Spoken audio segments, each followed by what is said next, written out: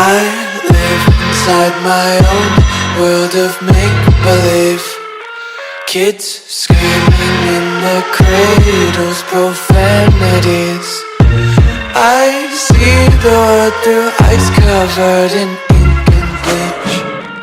Cross out the ones who heard my cries and watched me weep. I love everything. Fire spreading all around my room. My world's so bright, it's hard to breathe, but that's alright. Hush.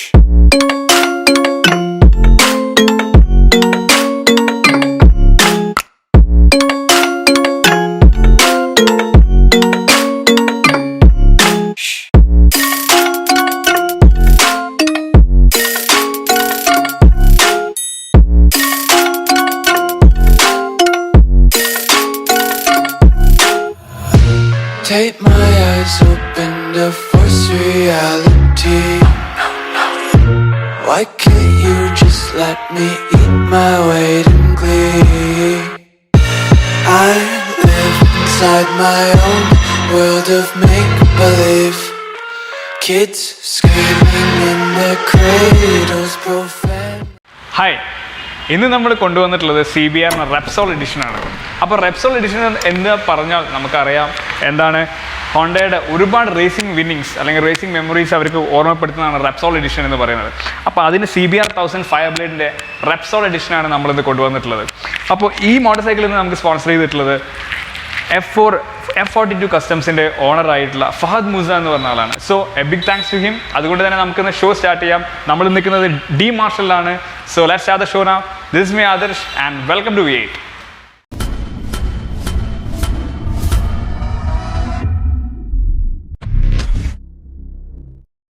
അപ്പോൾ ഇതിന് ഫ്രണ്ടിലേക്ക് വരികയാണെങ്കിൽ നമുക്ക് രണ്ട് dual ക്ലസ്റ്ററിലായിട്ടാണ് head lamps കൊടുത്തിട്ടുള്ളത്. അതും project head lamps ഒന്നുമല്ല, normal head lights ആണ് കൊടുത്തിട്ടുള്ളത്. അതിന് മേലേക്കായി ഒരു ബ്ലാക്ക് വൈസർ കാണാം. അത് ബ്ലാക്ക് ഔട്ട് വൈസറാണ്, അത് ആഫ്റ്റർ മാർക്കറ്റ് പ്രൊഡക്റ്റാണ്. അപ്പോൾ ആ ഒരു ഫ്രണ്ട് ഏരിയയിൽ തന്നെയാണ് നമുക്ക് ആ ഒരു റെയർ വ്യൂ മിറേഴ്സ് സെറ്റ് ചെയ്തിട്ടുള്ളത്. അപ്പോൾ അതിൽ തന്നെ ഇൻഡിക്കേറ്റേഴ്സ് എംബഡഡ് ആയിട്ടാണ് കൊടുത്തിട്ടുള്ളത്. ഇനി താഴെ നമുക്ക് ഫോക്കിൻ്റെ കാര്യം പറയുകയാണെങ്കിൽ ഫ്രണ്ട് സസ്പെൻഷനിലേക്ക് വരുമ്പോൾ 43mm ഇൻവേർട്ടഡ് HMAS കാർട്രിഡ്ജ് ഫോക്കാണ് വരുന്നത്. അത് സ്പ്രിങ് പ്രീലോഡഡ് ആണ്. അതുപോലെ ഡാമ്പിംഗ് അഡ്ജസ്റ്റബിൾ ആയിട്ടാണ് ഫ്രണ്ട് സസ്പെൻഷൻ വരുന്നത്. ഇനി അതിൻ്റെ താഴേക്ക് വരികയാണെങ്കിൽ നമ്മൾ ബ്രേക്സിൻ്റെ കാര്യം പറഞ്ഞാൽ ഫ്രണ്ട് ബ്രേക്ക് വരുന്നത് 320mm ഡ്യുവൽ ഡിസ്ക്കാണ് വരുന്നത്. 2 ഡിസ്ക് കൊടുത്തിട്ടുണ്ട്. അതുപോലെ തന്നെ ഫ്രണ്ടിലെ അലോയ് ട്രിപ്പിൾ സ്പോക്കിൻ്റെ കാസ്റ്റ് അലൂമിനിയത്തിൻ്റെ അലോയ് വീൽസാണ് ഫ്രണ്ടിൽ കൊടുത്തിട്ട്. അപ്പോൾ എന്തുകൊണ്ടും ഒരു പ്രീമിയം ടച്ച് നമുക്ക് ആ ഫ്രണ്ട് ഏരിയയിൽ കാണാം. അപ്പോൾ ആ ഒരു യെല്ലോ ആൻഡ് ഓറഞ്ച് കളേഴ്സ് അല്ലെങ്കിൽ ആ ഒരു കംപ്ലീറ്റ് ഓറഞ്ച് കളേഴ്സ് തന്നെ വരുന്നത് കൊണ്ട് തന്നെ വളരെയധികം സ്പോട്ട് ചെയ്ത് തന്നെ വണ്ടി മാറി നിൽക്കുന്നുണ്ട്. ഇനി നമ്മൾ CBRൻ്റെ സൈഡിലേക്ക് വരികയാണെങ്കിൽ വെൽ പാക്ഡ് ആയിട്ടുള്ള എഞ്ചിനും അതുപോലെ തന്നെ കിറ്റും കാര്യങ്ങളൊക്കെ നമുക്ക് വിസിബിൾ ആണ്. കാരണം വെൽ പാക്ഡ് എന്ന് പറയാൻ കാരണം അത്രയ്ക്ക് നീറ്റ്ലിയാണ് ഇതിൻ്റെ ഓരോ പാർട്സും അവർ സെറ്റ് ചെയ്തിട്ടുള്ളത്. അപ്പോൾ അതിൻ്റെ എഞ്ചിനിലേക്ക് നമ്മൾ വരികയാണെങ്കിൽ liquid cooled 4-stroke 16V DOHC inline 4 എഞ്ചിനാണ് ഇതിനകത്ത് കൊടുത്തിട്ടുള്ളത്. അതുപോലെ തന്നെ ഇതിൻ്റെ ഫ്യൂവൽ സിസ്റ്റം എന്ന് പറയുകയാണെങ്കിൽ PGM, അതായത് DSFI ഇലക്ട്രോണിക് ഫ്യൂവൽ ഇഞ്ചക്ഷനാണ് ഇതിൽ വരുന്നത്. അതുപോലെ ലിക്വിഡ് കൂൾഡ് എഞ്ചിനാണ്. ഇതിന് ഡിസ്പ്ലേസ്മെൻറ്റ് വരുന്നത് 999cc വരുന്നത്. അപ്പോൾ ഇതിൻ്റെ മാക്സിമം പവർ എന്ന് പറയുന്നത് 175.6 HP ആണ്. അതും 12,000 RPM അത് കൊടുത്തിട്ടുള്ളത്. അതിന് ടോർക്ക് വരുന്നത് 112 Nm ആണ്. അതും 8500 RPM വരുന്നത്. ഒരു 4 സിലിണ്ടർ ബൈക്കാണ്. അപ്പോൾ അതുകൊണ്ട് തന്നെ വളരെയധികം പവർ ഇത് പ്രൊഡ്യൂസ് ചെയ്യുന്നുണ്ട്. അതായത് 175.6 HP ആണ് ഇതിൻ്റെ പവർ വരുന്നത്. അപ്പോൾ അത് സിംഗിൾ വീലിലോട്ടാണ് ഈ ഒരു പവർ വരുന്നത്. അപ്പോൾ ഈ ഒരു പവറുള്ള ബൈക്സ് നമ്മുടെ ഇന്ത്യയിൽ ഓടിക്കുക എന്ന് പറഞ്ഞാൽ ബുദ്ധിമുട്ടുള്ള കാര്യമാണ്. അപ്പോൾ അത് ഒരു പ്രോബ്ലമായിട്ട് എനിക്ക് തോന്നി.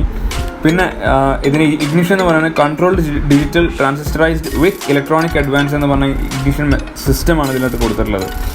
അപ്പോൾ ഇങ്ങനെയാണ് അതിൻ്റെ ഒരു എൻജിൻ പാക്കിംഗ് അല്ലെങ്കിൽ എൻജിൻ സ്പെക്ക് കാര്യങ്ങളൊക്കെ വരുന്നത്.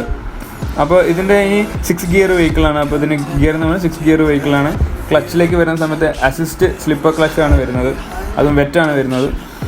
175.6 HP പ്രൊഡ്യൂസ് ചെയ്യുന്നത് കൊണ്ട് തന്നെ ഇതിൻ്റെ മൈലേജ് എന്ന് പറയുന്നത് 10 to 15 കിലോമീറ്ററാണ് അപ്രോക്സിമേറ്റ് പറയുന്നത്. കമ്പനി പറയുന്ന മൈലേജ് എന്ന് പറഞ്ഞാൽ അത്രയാണ്. അപ്പോൾ ഇത് അന്ന് ലോഞ്ച് ചെയ്ത സമയത്ത് ഇതിൻ്റെ ഒഫീഷ്യൽ ടാഗ് ലൈൻ ഉണ്ടായിരുന്നു വെച്ചാൽ ഇൻസ്പയർഡ് ബൈ ചാമ്പ്യൻ എന്നായിരുന്നു ഇതിൻ്റെ ടാഗ് ലൈൻ വരുന്നത്. കാരണം അത്രയും പവറിലൊരു മോട്ടോർ സൈക്കിൾ ആയതുകൊണ്ട് തന്നെ ഇൻസ്പയർഡ് ബൈ ചാമ്പ്യൻ എന്ന ടാഗ് ലൈനിലായിരുന്നു ഇത് അന്ന് വിറ്റുകൊണ്ടിരുന്നത്. അപ്പോൾ ഇത് കറൻ്റ്ലി ഡിസ്കണ്ടിന്യൂഡ് ആണ്. വെഹിക്കിൾ ഇപ്പോൾ കറൻ്റ്ലി പ്രൊഡക്ഷൻ ഇല്ല. ഇനിയിപ്പോൾ ഇതിൻ്റെ പുതിയ വേർഷൻസ് കാര്യങ്ങളൊക്കെ വരുന്നുണ്ട്. അതല്ലാതെ ഈ ഒരു മോഡൽ ഇപ്പോൾ കറൻ്റ്ലി അവൈലബിൾ അല്ല. അപ്പോൾ ഇതിൻ്റെ ഗിയർ ബോക്സിലേക്ക് വരികയാണെങ്കിൽ 6 സ്പീഡിൻ്റെ ഒരു ഗിയർ ബോക്സാണ് വരുന്നത്. അപ്പോൾ ഇങ്ങനെയാണ് അതിൻ്റെ സൈഡ് സ്കേർട്ടിങ്ങും മറ്റും അല്ലെങ്കിൽ ആ കിറ്റ് കാര്യങ്ങൾ എൻജിൻ ഒക്കെ ഡിസൈൻ വന്നിട്ടുള്ളത്. അപ്പോൾ ടാങ്കിൻ്റെ മുകളിലായിക്കോട്ടെ നമുക്ക് ഹോണ്ടയുടെ ലോഗോ കൊടുത്തിട്ടുണ്ട്. അതുപോലെ തന്നെ അതിന് മുകളിൽ കാണുന്ന ആ ഒരു പാഡിംഗ് ഒക്കെ എക്സ്ട്രാ വെച്ചിട്ടുള്ളതാണ്. അപ്പോൾ ഹോണ്ടയുടെ ലോഗോ നമുക്ക് കാണാം. ഓറഞ്ച് കളർ ടാങ്ക് ആയതുകൊണ്ട് തന്നെ എന്തുകൊണ്ടും ഭയങ്കര സ്റ്റാൻഡ് ഔട്ട് ചെയ്ത് നിൽക്കുന്നുണ്ട്. ഇനി ഇതിന് ഇൻസ്ട്രുമെൻറ്റ് കൺസോളിലേക്ക് വരികയാണെങ്കിൽ അധികം ഫീച്ചേഴ്സ് ഒന്നും തന്നെ വന്നിട്ടില്ല. Speedometer, tachometer, trip metre and fuel gauge, ഇങ്ങനെ 4 കാര്യങ്ങൾ തന്നെയാണ്. അത് നോർമൽ നമ്മൾ കണ്ടുവരുന്ന സ്പോർട്സ് ബൈക്കിലൊക്കെ വരുന്ന അത്ര തന്നെ കാര്യങ്ങൾ ഇതിനകത്ത് കൊടുത്തിട്ടുള്ളൂ. അപ്പോൾ ഇങ്ങനെയാണ് ഇതിന് ഇൻസ്ട്രുമെൻറ്റ് കൺസോളും കാര്യങ്ങളും വരുന്നത്. ഇനി ഇതിൻ്റെ റയറിലോട്ട് വരികയാണെങ്കിൽ HMASൻ്റെ പ്രോലിംഗ് സിംഗിൾ ഷോക്ക് വിത്ത് സ്പ്രിംഗ് പ്രീലോഡ് എന്ന പറഞ്ഞ സസ്പെൻഷനാണ് ഇതിനകത്ത് കൊടുത്തിട്ടുള്ളത്. അതും ഡാമ്പിംഗ് അഡ്ജസ്റ്റബിൾ ആണ്.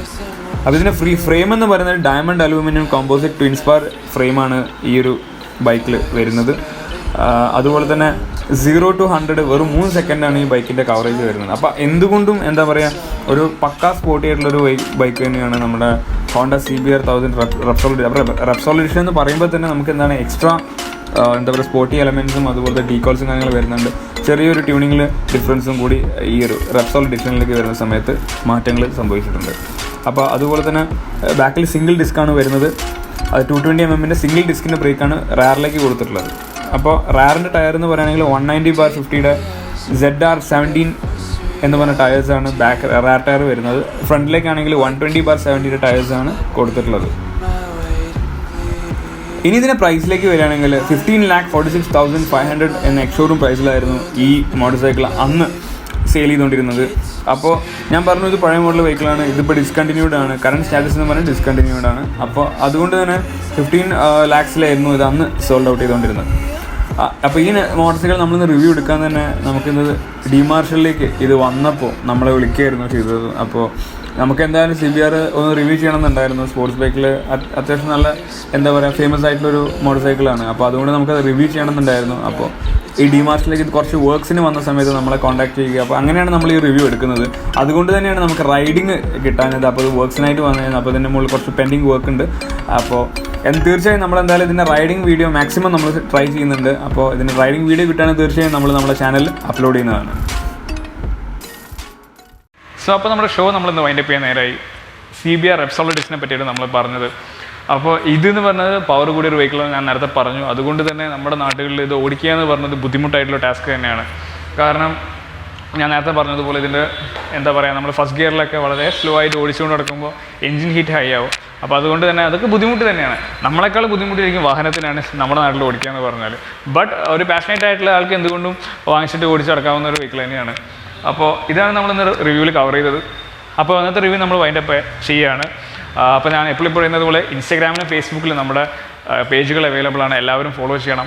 അതുപോലെ തന്നെ യൂട്യൂബ് നമ്മുടെ ചാനൽ ഇനി സബ്സ്ക്രൈബ് ചെയ്തിട്ടില്ലെങ്കിൽ തീർച്ചയായും സബ്സ്ക്രൈബ് ചെയ്യണം. അതുപോലെ തന്നെ തൊട്ടടുത്തുള്ള നോട്ടിഫിക്കേഷൻസ് ബെല്ല് കൂടി പ്രസ് ചെയ്താലേ നിങ്ങൾക്ക് നോട്ടിഫിക്കേഷൻസ് കറക്റ്റായിട്ട് കിട്ടുള്ളൂ. So let's wind up now. This me Adarsh signing out from team V8. I live inside my own world of make-believe. Kids screaming in the cradles, profane.